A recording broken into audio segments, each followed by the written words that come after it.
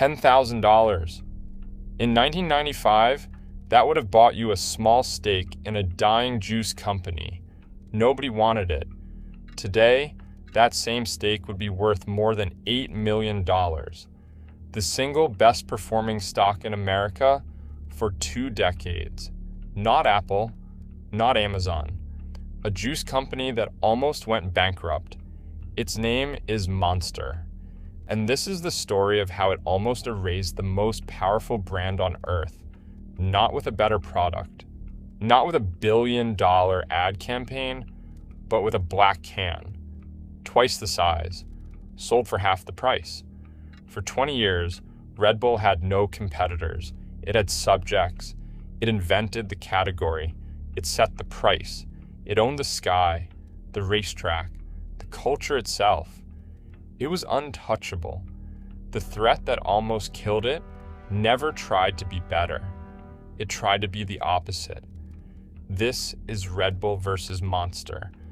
And this is what happens when an empire mistakes dominance for invincibility. In 1982, Austria. A toothpaste salesman named Dietrich Mateschitz is in Bangkok. He is exhausted, jet-lagged. A taxi driver hands him a small brown bottle, Kratting Deng, Red Bull. It is sweet, syrupy, medicinal, sold to truck drivers. Mateschitz takes a sip, and he sees the future.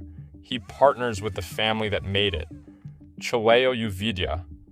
Every beverage executive in Europe tells him he is insane. Nobody will pay $2 for an 8.4-ounce can. Nobody wants a drink that tastes like chemicals, and nobody knew the market for energy existed. Mateschitz didn't ask for permission. He launched Red Bull in Austria on April 1st, 1987. Everyone thought it was a joke. He didn't sell a drink. He sold a promise. Red Bull gives you wings. By the year 2000, Red Bull wasn't a company. It was a myth. One product, one can, one size. An 8.4-ounce shot of premium-priced rebellion. While Coke and Pepsi fought for pennies in supermarkets, Red Bull charged a luxury tax and people paid it gladly. Because you weren't buying caffeine. You were buying identity. Red Bull owned Formula One. It owned cliff diving. It owned the stratosphere. Felix Baumgartner didn't just fall from space. He fell with a Red Bull logo on his chest. The marketing wasn't marketing. It was weaponized mythology. If the hardware was the weapon, the marketing was the war crime. And the numbers were obscene. 3 billion cans a year. No debt. Private ownership. Total control. At Red Bull headquarters in Fuschel, Austria, they had one rule. We don't follow trends. We are the trend. That was it. That was their religion. And it left them blind. Every empire has a fatal flaw. And Red Bull's was printed right on the can. 8.4 ounces. Small, expensive, elite. It sounds small. It changed everything. To own the premium, Red Bull abandoned half of America. The construction worker, the night shift driver, the teenager who wanted more for less. They didn't want wings. They wanted fuel, cheap, cold, and a lot of it. Red Bull thought price was proof of power. In reality, it was an invitation. They had built a velvet rope around energy itself, and they believed no one would dare to cut it. They were wrong. 2,000 miles away in Corona, California, a dying juice company was about to take that invitation, and they wouldn't knock on the front door. They would kick in the side wall. Hansen Natural was a disaster. Founded in the 1930s, sold juices and sodas that nobody drank. By 1992, it was bleeding out, bankrupt in all but name. This is where Rodney Sachs and Hilton Schlossberg enter the story, not as beverage guys, as corporate raiders, 2 South Africans, lawyers, outsiders. They bought Hansen for $14.5 million. A rounding error. For a decade, they tried to be Red Bull, and they failed. Every energy drink they launched died on the shelf because you cannot out Red Bull Red Bull. So they stopped trying to be premium. They started listening to the customers Red Bull ignored. In focus groups, the message was brutal and clear. Your can is too small, your price is too high, and your vibe is not for us. Sachs wrote it down, and he underlined it twice. On April 18, 2002, Hansen launched a new drink. They named it Monster. It was not a drink. It was an insult. Monster Energy. 16 ounces, double the size of Red Bull. Same price. The can was matte black, ripped open by 3 neon green claw marks, like an animal had tried to escape. It looked nothing like Red Bull's sleek European silver and blue. It looked angry, loud, American. Red Bull laughed. In Austria, they called it the hillbilly can. Cheap, ugly, desperate. They didn't understand. That was the point. Red Bull sold you the right to fly with athletes. Monster sold you the right to belong to the angry kids in the garage. It sponsored motocross, supercross, UFC fighters with taped fists, NASCAR engines that roared. While Red Bull curated art galleries, Monster sponsored mosh pits. They turned a caffeine choice into an identity crisis.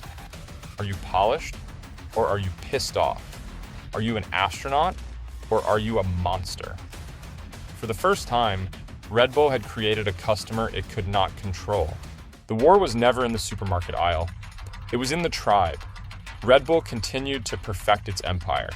Clean, aspirational, expensive. Monster went to the places Red Bull considered beneath it. The parking lots, the tattoo conventions, the 7-Eleven counters at 2 a.m. And it had a second weapon, far more lethal than the can. Pricing architecture. Red Bull's model was simple, one product, high margin. Total discipline. Monster's model was asymmetric, high volume, low price, infinite flavors, original, low carb, assault, chaos. By 2007, Monster had 12 flavors while Red Bull still had 1. Red Bull thought line extensions would dilute the brand. Monster knew variety was the moat. Every new flavor was a new shelf slot, a new tribe member. Red Bull was defending a castle. Monster was flooding the entire village. And then, the flood found a river that Red Bull never controlled, distribution. Here is how you kill an empire without ever firing a shot. You don't beat their product, you beat their trucks.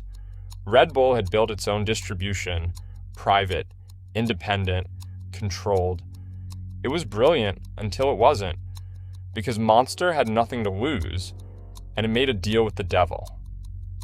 Hansen signed away its distribution to giants like Anheuser-Busch and later Coca-Cola bottlers. For years, it was humiliating. Monster paid a tax on every single can to ride in someone else's truck. Red Bull executives smiled. They thought Monster was trapped, paying rent forever. What they missed was the trap was inverting. Every Monster can in a Coke truck trained the most powerful logistics network on Earth to sell energy drinks. Monster was not building a brand. It was building a Trojan Horse. And in June of 2015, the horse walked straight through the gates of Atlanta. June 12th, 2015, Coca-Cola announces it will buy a 16.7% stake in Monster Beverage for $2.15 billion. It will hand over its entire global energy portfolio, including NOS and Full Throttle. And in exchange, Coca-Cola will become Monster's global distributor on every continent, in every cooler. Overnight, Monster had what Red Bull spent 30 years refusing to share: the world. The deal was clinical. It was a public execution. Red Bull was still private, still proud, still independent. Monster was now sitting on the shoulder of the largest beverage system ever built. Analysts called it the smartest deal in beverage history. It sounds small. It changed everything. Within 4 years, Monster's international sales tripled. The Insurgent didn't just get distribution, it got the keys to the kingdom Red Bull had locked itself out of. Red Bull finally reacted, and that's how you know it was too late. It launched bigger cans. The 12-ounce, the 16-ounce, the Red Bull Yellow Edition, the Blue Edition, the very line extensions it had mocked Monster for. But it couldn't win. Because to compete on size, Red Bull had to violate its own religion. How do you sell a 16-ounce value can when your entire identity is built on 8.4 ounces of premium? You can't. You just look desperate. In the United States, the unthinkable happened. By volume, by cans sold, Monster passed Red Bull. The king was still king by revenue, by glamour, by global prestige. But on American concrete, in American gas stations, the Monster claw was everywhere. The moment you start winning, that's when you get arrogant. Red Bull didn't lose because Monster was better. It lost because it believed its own myth for too long. Let's look at the battlefield as it stands today. Globally, Red Bull sells over 12 billion cans a year. Monster sells over 6 billion. Red Bull is still ahead, but look closer. In market share by volume in the US, Monster now controls roughly 37%. Red Bull, 34%. The crown has slipped. And then there is the number I promised you at the very start. Remember the dying juice company nobody wanted? On Wall Street, it became the single best performing stock in America for 2 decades. $10,000 in, more than $8 million out. Not Apple, not Amazon. A juice company that almost died. That is not a comeback. That is a coronation. Red Bull created a $100 billion category. Monster proved that creating it is not the same as owning it forever. One built the church. The other built the congregation the church forgot to invite. So what is the lesson here? The lesson isn't to charge less or to make your can bigger. It's this: dominance makes you deaf. When you own the market, you stop listening to the market. Red Bull asked, "How do we make the brand more premium?" Monster asked. Who did the brand leave behind? That's asymmetric war. The Insurgent never attacks where you are strong. It attacks where you refuse to look. It happened with energy drinks. It's happening right now with content, with AI, with power itself. You can't just win the moment. You have to protect the core of what made you win in the first place, without becoming a prisoner to it. The only real question is, which one are you going to be? The empire or the monster? And if you want more insane stories about business and history, make sure to subscribe and turn on notifications. You don't want to miss our next video. Thanks for watching.